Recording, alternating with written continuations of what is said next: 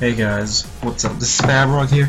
So in this episode of How to Fight Fuerte, we're not going to go into the game really. We're going to talk about more of the psychological and the more mental aspects of fighting Fuerte.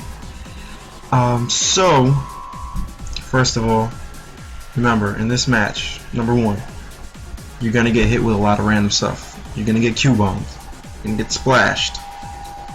You're going to get fajita, you're gonna get EX ran, you're gonna get hit by everything. Okay? So my thing is I tell all my like friends or whatever, whoever has trouble with the match, just rush Fuerte down when you have the chance, even if he has the meter. You just don't ever want him to have meter. You know, you gotta force him to waste it. You have to force him. So, and then he's not scared anymore. But in the neutral game, people are scared of quesadilla bomb. But once you play the match a lot, you look for it a lot more, and then you're not too eager to finish the match as quick as you can. You know, you know there's 99 seconds on the clock, and then you figure out that if you play really solid and you have a lot of discipline, that Fuerte has to chip you down a lot. It's a lot more work than it should be. So the plan is we're gonna try to, make Fuerte kill himself, essentially. So, for instance, people are terrified of his mix-up, right? So I'm like, okay, you're scared of getting splashed, but the best way to counter all this is obviously like focus or go for the block if you really got the reaction for it. But I always tell people, you don't guess when Fuerte's running. Like, you see all this? You see all this? That's all placebo. That's all smoke and mirrors, man. So, the point where you guess, alright, this is very important, so you better practice this, because I could show you, but you have to practice it yourself. Every time I'm in the air, that's when you make your decision. Okay? That's when you guess. And there's like audio cues too. He says tostada when he's going for the splash. He says he doesn't really say anything for the fajita. It's like more of a snarl type thing. Yeah, so this is when you guess. So, let's see if I'll mess it up here. But I'm just gonna be walking by, and then alright, nice. That's the point where I guess when I see him in the air. Okay? And alright, that's all fine and dandy. He's like, what happens if he's smart? And he goes for fajita. Like, alright, let's see if he's smart. You know, in these matches you have to take the risk and get hit to see your the player's logic. So you got to see what, if he's trying to set you up, if he's autopilot.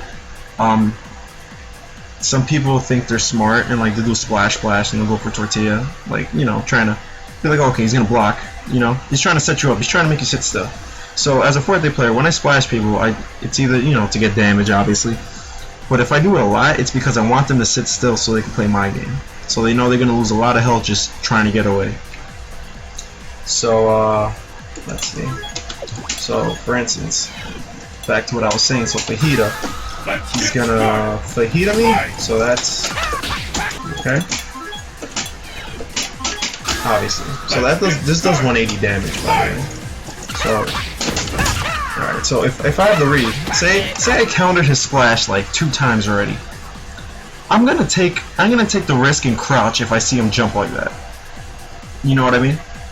Because let's say I already focused whatever. It's easy. It's a free whip punish. Or if you have a character that has good walk speed, you can sometimes walk under it if you really have the guts. But remember, you always got to believe in your reads against this character, because one hit, it's very rewarding in your favor. Because that was one of Fuerte's weaknesses in the old games. It's just he had to commit a lot, and not for a lot of reward. It was just annoying, but annoying doesn't necessarily mean good. You know what I mean? So okay, let's, in my eyes, okay, as a Fuerte player, if I see, if I see somebody going like this, say we're playing like Ryu or something, and then I see them walking back and holding focus in the neutral and stuff, I don't want to go for splash because I know it's very scary. So one way I teach people to bait is just hold focus like right here. You can't get quesadilla bomb. When you see me run, just hold focus for a second. Nothing's gonna happen. Just do that. And then like something goes off in a Fuerte player's brain where it's like, I shouldn't do that. I could die. Especially if you have a good like focus that reels you back. Because then even if I try to cross up splash or like try to land on your head, sometimes it'll, you know, it'll land like on my head and then land in front. Alright, so I don't think that's gonna work, but whatever the case is. Yeah. Something like Fei Long or Kuma, you know, focuses along that line that they're scary sometimes, especially when the character does a lot of damage. And then it forces me to play a different game. And if that's how like the Fuerte is trying to get his damage, it's not, you know, it's not in his favor to go for it. It's very risky, and it keeps him on edge. And then it kind of gives you like some leeway to like go in, you know, throw some normals. And yeah, you just gotta really believe in your stuff. Just try to. They say it's rock paper scissors. Yeah, it can be, but that doesn't, you know, that doesn't mean it's in my favor. You know what I mean? Because on paper, if I block splash, if forward splash is -16 on block, I could get ultra'd by like 70% of the cast. And let me see if I can do it right here. So if I'm smart and I'm like, okay, he's gonna go for splash, then I'm just gonna go. I'm gonna walk under it and try to, let's see. I did ultra, but like if I see it, I just can't get ultra out. But you get what I'm saying. That's the thing. You just gotta believe in your reads. There's always a counter to everything. You can make things with.